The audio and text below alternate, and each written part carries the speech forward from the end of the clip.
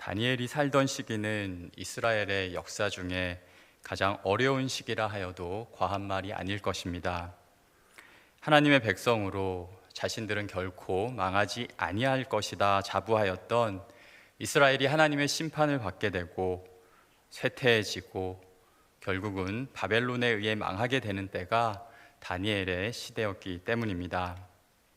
성벽이 무너졌고 또 많은 수의 유다 주민들이 바벨론으로 포로가 되어 끌려갔습니다. 다니엘과 세 친구도 이때에 바벨론으로 가게 되었던 것입니다. 암울한 시간들을 보내면서 말씀은 이들이 여러 어려움과 공경에 처하였음을 말씀해 줍니다. 낯선 땅의 이방인으로서 그리고 하나님의 백성으로서 이들이 겪은 일들을 보면 먼저 다니엘의 세 친구들은 바벨론의 왕 느부갓네살이 세운 금신상에 절을 하지 않았다 하여 풀무불에 던져지게 됩니다. 왕의 모습을 본떠 세운 두랍 형제의 거대한 신상에 사드락, 메삭, 아벳느고 이들 하나님의 신실한 이들은 그것에 절하지 않았던 것입니다. 느부갓네살 왕은 자신의 능력 과시하기를 좋아하였습니다. 다니엘서 4장 30절을 보면 이 큰 바벨론은 내가 능력과 권세로 건설하여 나의 도성으로 삼고 이것으로 내 위엄의 영광을 나타낸 것이 아니냐 말하면서 자아도취에 빠져 있는 그의 모습을 볼 수 있습니다. 자신의 힘을 과시하듯이 또 신에게 자신이 거둔 성공에 대해 감사하고 예를 갖추려는 듯 신상을 세우게 되었던 것입니다. 그리고 모든 이들이 이제 그 앞에 엎드리기를 강요하게 됩니다. 하지 않으면 풀무불에 던져 넣겠다 위협하게 되었던 것입니다. 사람들은 그 위협 앞에서 절을 하게 됩니다. 절을 하고 또 그 앞에 모이게 됩니다. 하지만 다니엘의 세 친구들은 엎드려 절하지 않았고 또 이것을 보고 기회로 삼은 이들이 왕에게 이것을 고해 바치게 됩니다. 그들이 왕을 높이지 아니하며 왕의 신들을 섬기지 아니하며 왕이 세우신 금신상에게 절하지 아니하였나이다 고소하는 그들의 모습을 보게 됩니다.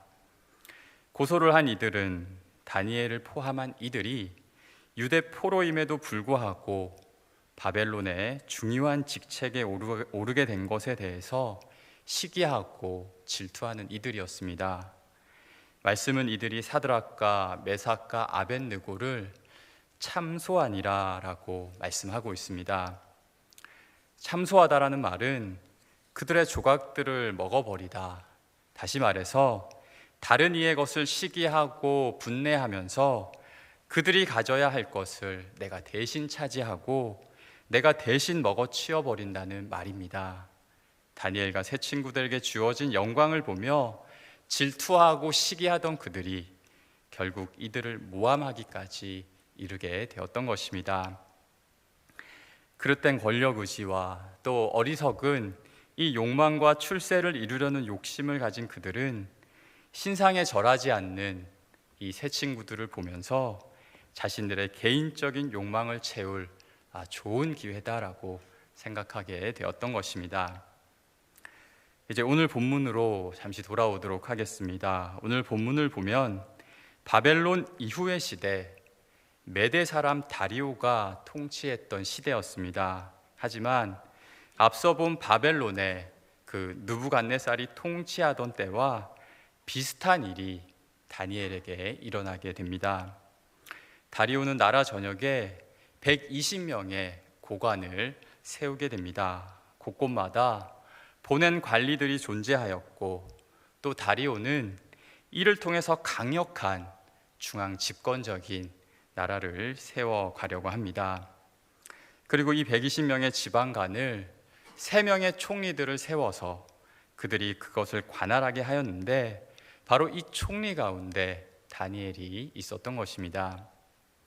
이들은 40여 명의 지방관을 관리하면서 자연스레 그들 서로 경쟁하게 되었고 또 서로 견제하는 가운데 효과적으로 중앙 집권적 체제를 이루어가게 되었던 것입니다. 다니엘은 관리로서 특별하였습니다. 말씀을 보시면은 그는 마음가짐이 남달랐고 또 다른 총리나 고관들보다 뛰어난 리더십을 발휘하게 됩니다. 마음이 민첩하고 또 총리들과 고관들 위에 뛰어나서 왕의 신임을 얻게 되고 또 그가 전국을 다스리는 은혜를 얻게 되었던 것입니다. 안타깝게도 이것이 다른 이들의 시기와 질투를 유발하게 되는 그런 원인을 또 가져오게도 됩니다. 어떻게 해서든지 다니엘의 흠을 찾아내려던 이들은 하지만 아무것도 발견하지를 못합니다. 오늘 다니엘 6장 4절 말씀을 보시면은 그에게서는 아무 그릇된 점과 허물을 찾아볼 수 없었다 말씀은 전해주고 있는데요. 아무리 발견하려 하여도 다니엘의 태만한 모습과 또 부정부패를 그들은 발견할 수 없었던 것입니다. 그러자 그들은 이제 다니엘을 공경에 빠뜨리려는 그 함정을 만들게 됩니다. 앞에서 본 것 같이 다니엘의 세 친구가 참소를 당한 것처럼 다니엘도 참소를 당하게 되었던 것입니다. 그 과정을 보면 다니엘을 시기하며 반대하는 자들은 30일의 기한을 정하게 되고 또 오직 왕을 제외한 어떤 신이나 사람들에게 무엇을 구하는 것 자체를 금지하는 규정을 만들려 합니다. 그리고 이것을 다리오 왕에게 제한을 하여서 이를 어기게 되면 누구든지 사자굴에 던져진다는 처벌 규정까지 제시를 하게 됩니다. 이제 다리오의 결정만 남은 것입니다. 중앙 집권적인 국가를 바라며 강력하고 또 신성화된 그 왕이 될 수 있는 바로 달콤한 제안에 다리오는 이것이 다니엘을 함정에 빠뜨리려 하는 규정과 법이었음에도 불구하고 왕의 도장을 찍어서 그것을 허락하게 되었던 것입니다. 신에게 무엇을 구할 거면 왕에게 구하라, 이러한 규례는 왕 자신과 그리고 신을 동일시할 수 있는 좋은 기회로 삼을 수 있기에 다리오도 이것을 마다하지 않았던 것입니다. 하지만 결과적으로 이것은 다리오에게 있어서 너무도 힘들고 괴로운 일을 맡게 됩니다. 왜냐하면 이제 다니엘을 미워했던 이들이 다니엘을 흠잡고자 하는 일을 이 일로 인해 시작하게 되었기 때문입니다. 다니엘이 왕의 도장이 찍힌 금령대로 하지 않고 또 이를 어기는지 그들은 유심히 살펴보게 됩니다. 우리가 알고 있는 것과 같이 결국 다니엘은 이를 어기게 되고 다리오가 서명한 금령에 의해서 사자굴에 들어가게 됩니다. 여러분 어떻습니까? 하지만 그의 몸은 조금도 상하지 않았습니다. 함께 22절 말씀 스크린을 보시면서 함께 읽어보도록 하겠습니다. 22절입니다. 나의 하나님이 이미 그의 천사를 보내어 사자들의 입을 봉하셨으므로 사자들이 나를 상해하지 못하였사오니 이는 나의 무죄함이 그 앞에 명백함이 오며 또 왕이여 나는 왕에게도 해를 끼치지 아니하였나이다 하니라. 아멘. 여러분 그렇습니다. 다니엘이 고백한 것처럼 낯선 땅 이방의 땅에서 살아가고 있는 이 하나님의 사람 다니엘 그리고 그의 친구들을 우리 하나님께서 인도해 주셨습니다. 무시무시한 사자굴에서도 또 뜨거운 풀무불에서도 하나님은 그들과 함께 하셨고 그들을 지켜주신 것입니다. 그들은 신실한 하나님의 백성으로 살아가면서 무엇보다 이 믿음, 하나님에 대한 신뢰를 굳건히 지켜나가게 됩니다. 다니엘의 친구들 사드락, 메삭, 아벳느고는 금신상에 절하라는 느부갓네살의 요구에 그것을 거절하였고 우리가 섬기는 하나님이 우리를 맹렬히 타는 풀무불 가운데서 건져내실 거다. 왕의 손에서도 건져내시게 될 것이다. 이야기를 하게 됩니다. 하지만 여러분, 그들의 믿음에 대한 고백은 너무나 놀랍습니다. 그들은 이야기합니다. 하지만 그렇게 하지 않으실지라도 우리 하나님께서 그렇게 하지 않으실지라도 왕이여 우리가 왕의 신들을 섬기지도 아니하고 또 왕이 세우신 금신상에게 절하지도 아니할 줄을 아옵소서. 그들은 담대하게 말하게 되었던 것입니다. 다니엘도 마찬가지입니다. 오늘 말씀을 보시면은 부조리한 법령이 이제 제정이 돼서 왕이 그 조서에 왕의 도장을 찍은 것을 알고도 다니엘은 그의 집으로 돌아갑니다. 그리고 예루살렘으로 향한 창문을 열고 전에 하던 대로 하루 3번 무릎을 꿇고 기도하며 하나님께 감사하게 됩니다. 자신을 모해하던 이들이 자신을 유심히 보고 있음에도 여전히 그는 하나님께 기도하고 또 간구하였던 것입니다. 다니엘과 친구들은 그들이 거하던 이 이방 땅에서 그들이 섬기는 군주인 왕에게 충성하는 이들이었습니다. 왕과 모든 신하들이 이를 알고 있을 정도로 하나님께 하듯 그들은 최선을 다하여 왕을 섬기고 또 맡은 일들을 성실히 감당하였습니다. 하지만 여러분, 이것이 하나님께 하는 충성보다 그들에게 앞설 수는 없었던 것입니다. 그들이 바벨론에 도착하여 왕의 음식을 거절한 것, 그리고 새 친구가 풀무불에 던져짐에도 그들이 아무 개의치 아니한 점, 또 다니엘이 조서에 왕의 도장이 찍힌 것을 알고도 이렇게 기도의 자리로 나아간 것은 모두 하나님에 대한 이들의 신뢰요 충성스러움 때문이었기 때문입니다.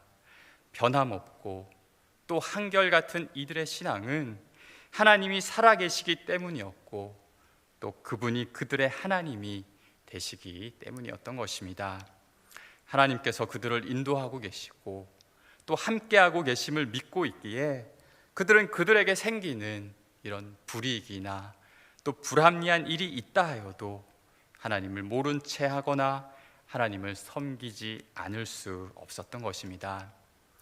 다니엘은 하루 3번의 기도를 하며 하나님께서 자기의 삶의 참된 왕이요 주님을 알고 깨달았습니다. 그리고 자신을 비롯해서 자신의 이 이스라엘 민족이 하나님을 향한, 바로 이 민족을 향한 하나님의 뜻을 기억하였던 것입니다.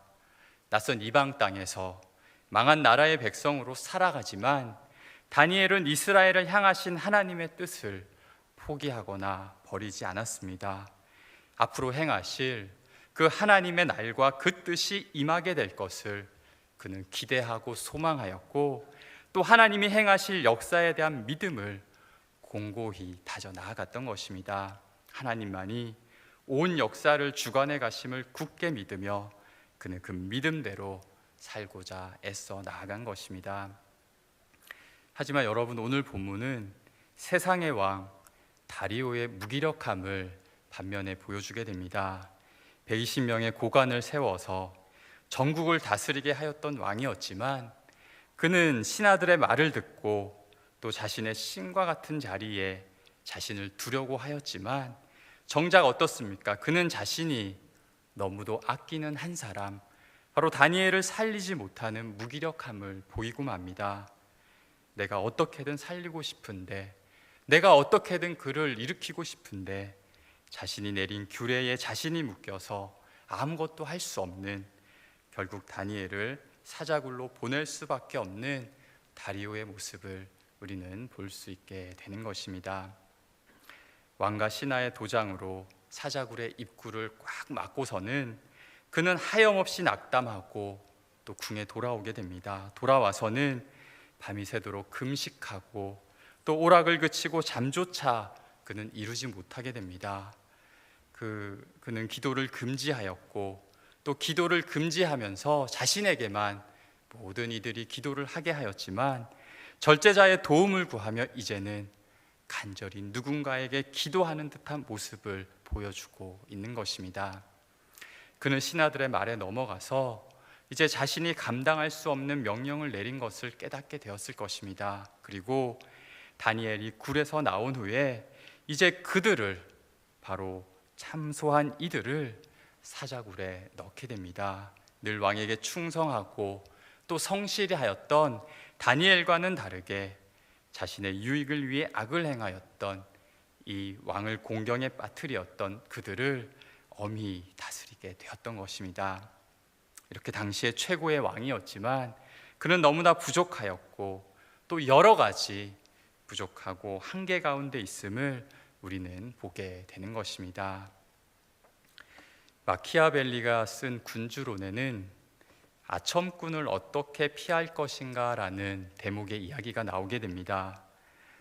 이 책은 군주로서 당시에 어떠한 통치 역량을 가져야 하는지에 대해서 말하면서 그는 군주는 신중하여서 궁정에 아첨꾼이 가득하지 못하게 해야 함을 말합니다. 그러기 위해서는 신하들로 군주에게 진실을 말해도 군주가 불쾌하게 여기지 않는다는 것을 이해시켜야 한다, 그는 말하고 있는데요. 하지만 모두가 진실을 말하게 되면 그것이 군주에 대한 존경심을 잃게 할 수도 있기에 이에 대한 대안으로 나라에서 현명한 이들을 뽑고 그들에게만 자유롭게 진실을 말할 권리를 주어야 한다, 마키아벨리는 적고 있습니다.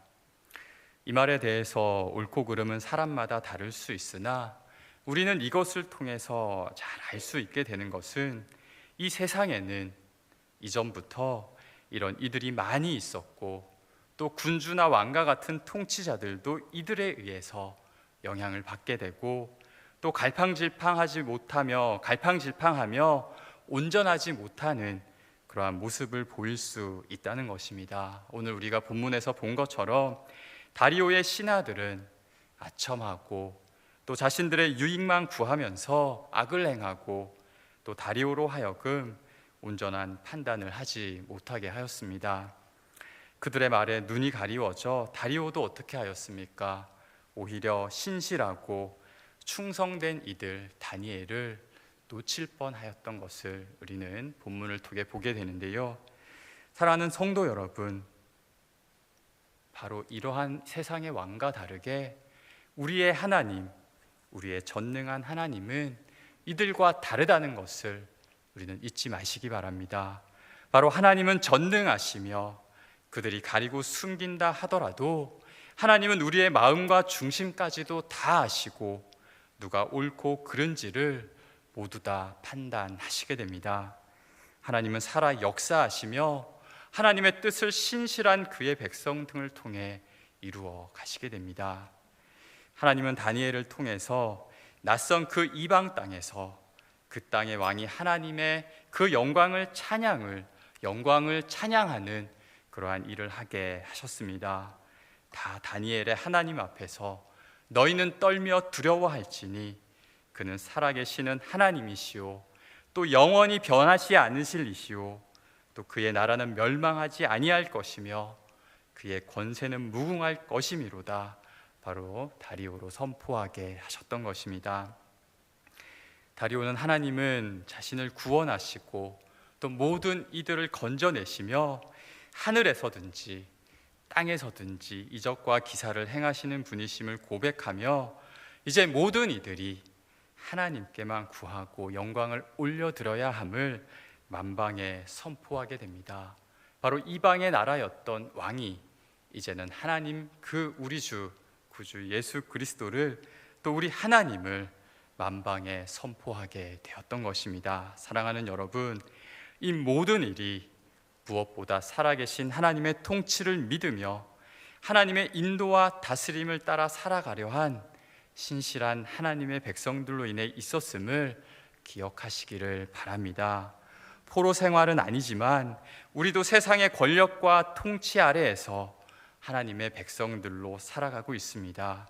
세상의 이 권력과 또 통치 아래 살아가며 그것을 존중하며 살아가지만 우리는 하나님의 법을 따르는 충성된 주행 백성들이 되어야 함을 잊지 않으시며 하나님께로 나아가시기를 힘쓰고 주저하지 않으시는 저와 우리 모두가 되시기를 간절히 바랍니다.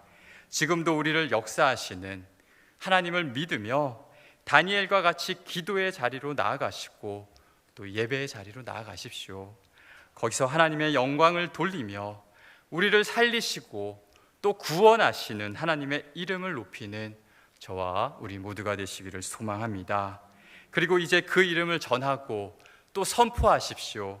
우리 하나님은 세상의 어떤 왕보다 위대하시고 또 전능한 분이심을 믿으면서 성실하게 살아가며 하나님의 이름을 전할 때 하나님은 그곳을 하나님의 능력의 장소가 되게 하시고, 또 하나님의 이름을 하나님의 이름이 높임을 받게 되는 그곳이 복된 곳이 하나님은 되게 인도하여 주실 것입니다. 그러한 복된 이들로 살아가시고 또 복된 곳의 주인공들로 살아가시는 저와 우리 모두가 되시기를 주의 이름으로 간절히 축복합니다. 기도드리겠습니다. 하나님 아버지, 감사합니다. 우리들에게 복 주시어 살아계신 하나님의 통치 아래 살게 하시니 하나님 감사드립니다. 그 통치에 순복하며 충성되고 신실한 하나님의 백성으로 살아가는 우리 모두가 되게 하여 주시옵소서. 만방의 주의 영광을 전하고 선포하는 자들로 살아가는 우리 모두가 되게 인도하여 주시옵소서. 예수님의 이름으로 기도합니다. 아멘.